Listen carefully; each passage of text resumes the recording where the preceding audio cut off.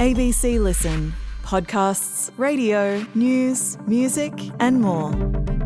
The Swedish men's curling team is accusing Canada of cheating during last Friday's preliminary round. Week 2 of the Milano-Cortina Winter Olympics is starting off with some drama. If, like many others, a cheating scandal and a load of expletives has been your introduction to curling, welcome.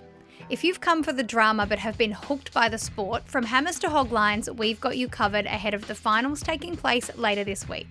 Plus, what has life been like in Livigno for Olympic debutante Mela Stalker? And have we found the viral food out of the athletes' village? I'm Poppy Penny and this is ABC Sport Daily.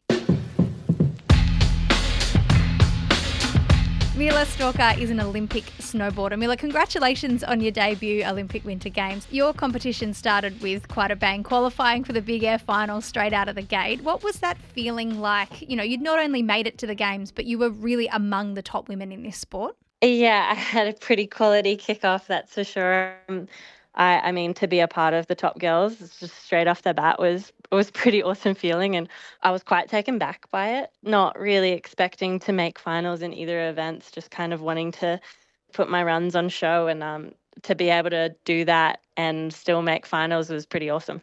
Did the Olympics feel different, or can you really, everyone says, oh, it's just another competition. It's not really, is it? It was my second World Champs last year, and that was way more chaotic than it's been so far for the Games. Just another comp, like apart from the media side of things, like it's just coming into it with the mindset that we just do the same thing as what we usually do and keep it rolling. And but it's an awesome experience all the way around that. We were hoping this morning to be asking you about Ali Hickman in the snowboard slopestyle, but that's been postponed along with a few other events because of snow. Now, I'm just an ignorant journalist and I'm not a snow sport athlete, but I would have thought snow is good for winter sports. Why is that not the case here? Usually it's a huge blessing, but unfortunately it's just come in a bit strong, kind of taken over Livigno space, and unfortunately, you can't see much. We haven't got the build for the courses to run very fast, which has been pretty hard to manage while the snow keeps coming in.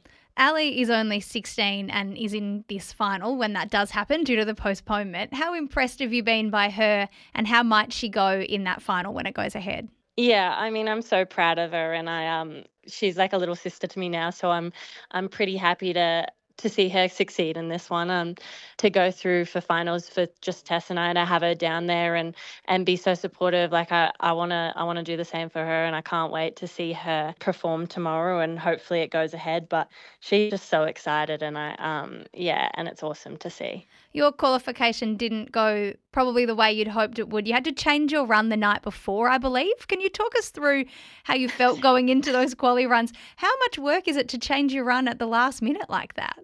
Yeah, didn't go as planned. I did struggle a bit to find a line. Like I think in the first training session is usually the way you set everything up and then you work on it for the next few training days. But I just couldn't quite manage trying to find the right line. So when it came to the day, it got pulled forward, and then we missed a day of training and all that. It was pretty chaotic to change my line the day before and get about an hour and a half of training time to actually line it up. And I guess I'm a little disappointed on the way that slopestyle went, but at the same time, I'm beyond proud to say that I gave it my all, and I came here and did what I was hoping to do. So it wasn't my best show on slopestyle, but I did a few tricks that I haven't done before in competition. So on reflection, it's been an overall amazing couple weeks. I want to talk about Tess Cody, another one of your teammates. Some high expectations coming into these games, having medalled in Beijing in the slopestyle. She's unfortunately missed this final as well. Have you spoken to her about that result and how she's feeling? I haven't seen her yet. I think she's lapping up some family time. It was a hard one, especially to be at the bottom with her after our first 2 laps. I'm so stoked to see how she rode, and she was, killing it all week. So I really hope she puts in reflection that she's still one of the top dogs, and it's, like I said, just another day.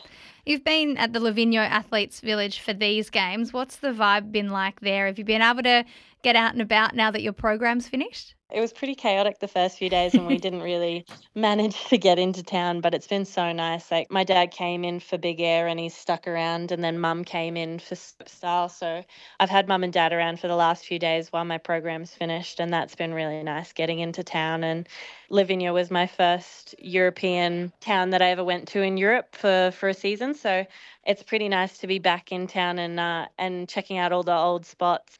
In the Summer Olympics a couple of years ago, we had everyone talking about the chocolate muffins in the Athletes Village cafeteria. Have you found the Winter Olympic Games equivalent of that? What's the food like? What are you guys sort of experiencing in the village? That's a very good question. And yes, we have found the equivalent.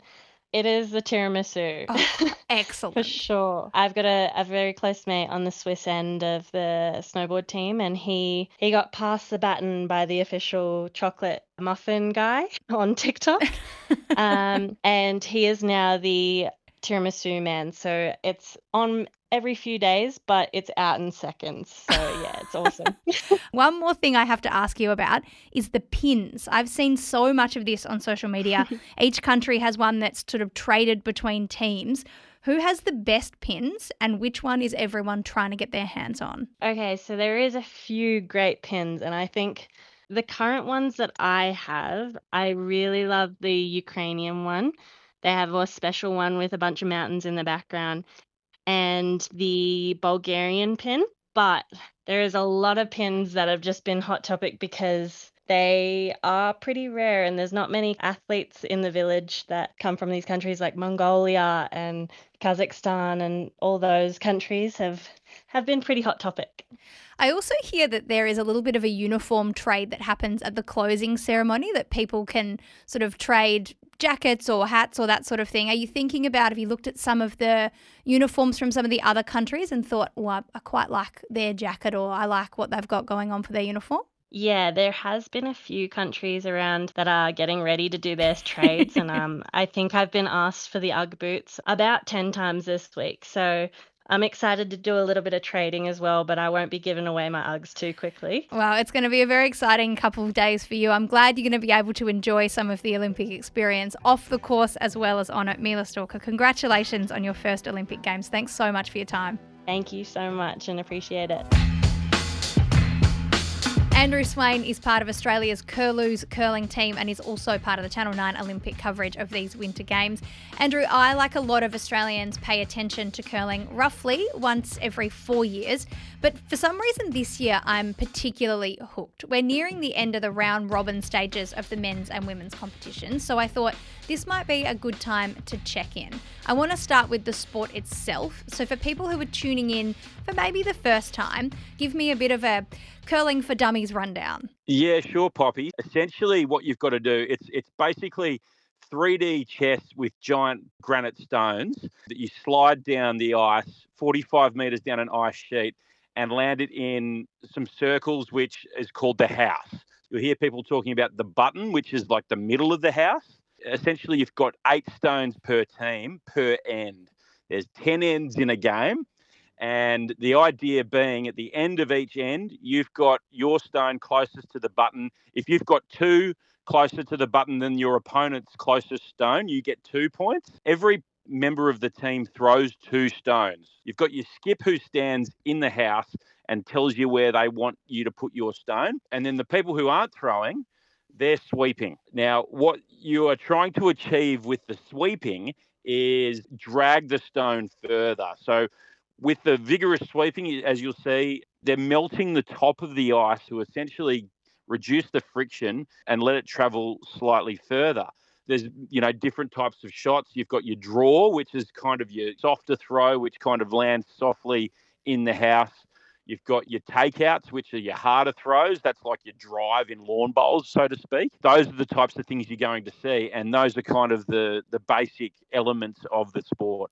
So I'm hearing terms like a hammer, I'm hearing blank end. Are these tactical things that I need to be looking out for as we head into finals? So the hammer is probably one of the most important things in curling. If you've got the hammer, that means you've got the last stone advantage. It's a big advantage in each end. When you have the hammer, that means you've lost the previous end. If you win that end with that last stone advantage, you give up the hammer and you give it to the other team. So with blank ends, a blank end is an end that basically no stone is in the house and the scoring area is blank. If you have the hammer and you have a blank end, that means you keep the hammer for the next end. When you've got the hammer in curling, you generally want to score more than 1 point. So I feel like we have the basics down. What I want to talk about now is the drama and controversy in this year's curling competition. What can you tell me about why the Canadian men's team, among other teams, are in hot water? Yeah, well, this has been a huge scandal in curling, and it's such a polite and really cordial sport. It's the type of sport where you go in and there is this thing called spirit of curling, which is actually a real thing. Spirit of curling has probably been called into question a little bit. At the core of this scandal is a accusation from the Swedish team that the Canadians were double touching their stones. Now, there's a thing called the hog line. I didn't actually explain that before. The hog line is essentially like your crease in cricket. It's like your no ball line. And when you slide out of the hack with your stone, you're meant to release the stone before the hog line.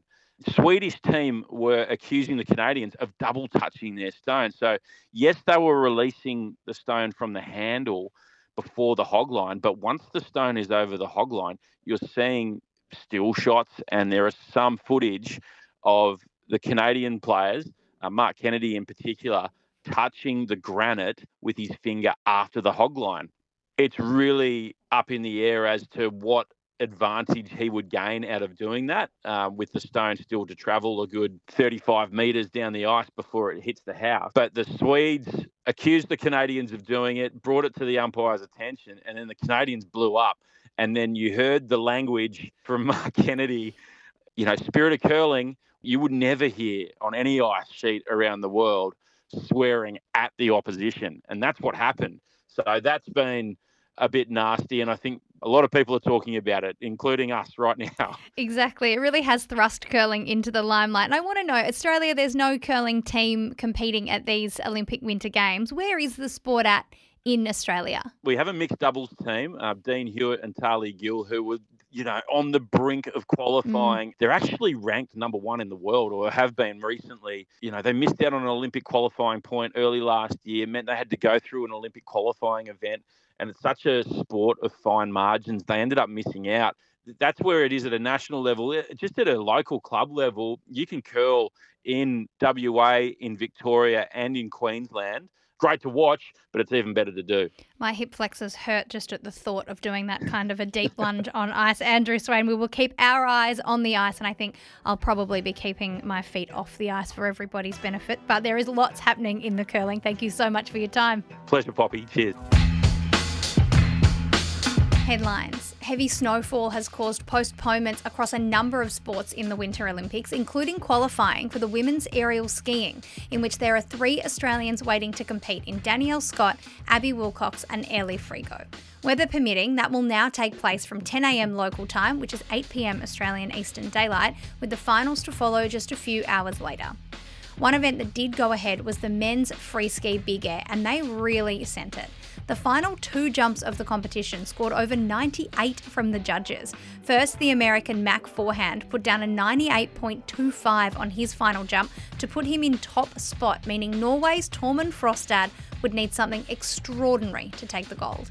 And that's exactly what he did. He scored 98.5. Incredible. 14 biathletes from the 2010 and 2014 Games have received reallocated medals at a special ceremony at these Games in front of thousands of fans. After a series of investigations into the Russian doping scandals at those Games, the IOC and the International Biathlon Union delivered the medals to their rightful owners. Away from Milan, and Australia are officially out of the T20 World Cup after the match between Zimbabwe and Ireland was washed out without a ball bowled. We've seen no action here as the rain has meant no cricket was possible, meaning Zimbabwe will go through to the Super 8 stage and Australia and Ireland are heading home. The 2 countries split the points, so even if Australia did beat Oman, they still can't catch Zimbabwe. This is the first time since 2009 an Australian men's team has failed to get out of the group stage at a T20 or ODI World Cup event. I'm Poppy Penny and this is ABC Sport Daily, produced by Ed Gooden. Thanks to CBS News for the extra audio used in this episode. Discover more great ABC podcasts, live radio and exclusives on the ABC Listen app.